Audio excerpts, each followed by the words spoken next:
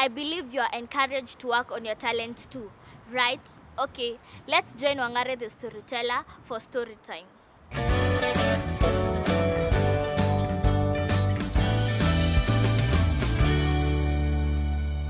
Look what I found at the library today. It's a small, cute book about how to tame a monster.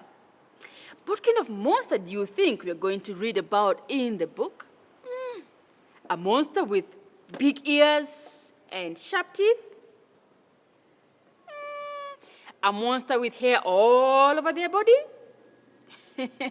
Well, it might be a monster that you might know about. Does any one of you have a little sister or a little brother?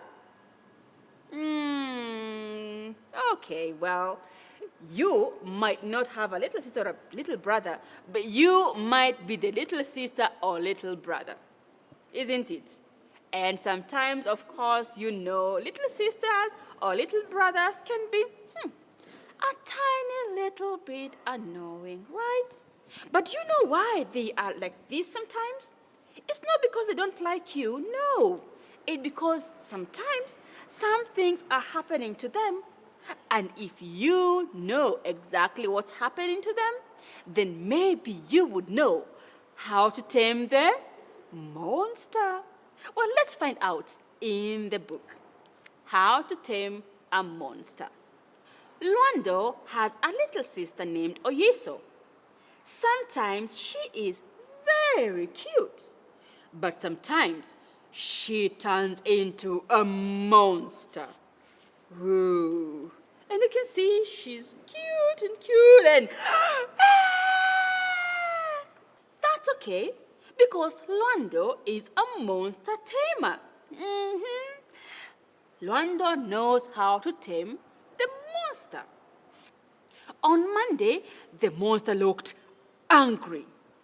But Luando knew she was just hungry and so gave her something to eat. So you see, the first step on how to tame a monster is make sure they are not hungry. That's easy, right? On Tuesday, the monster looked very angry.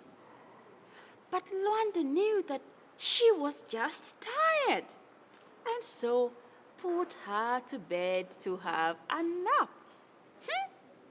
So step 2 on taming a monster, make sure they're not tired and give them a nap if they need it. On Wednesday, the monster looked even angrier. But Luanda knew that she was just sad, and so gave her a big hug to comfort herself. On Thursday, the monster looked furious. But Luanda knew she just needed some quiet space. But on Friday, nothing worked. Not food, not a nap, not quiet time. The monster just and shouted and cried.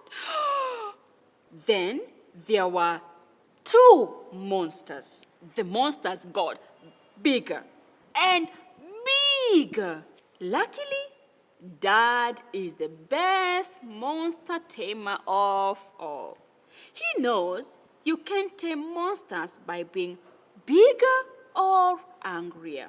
You can only tame monsters by helping them feel safe.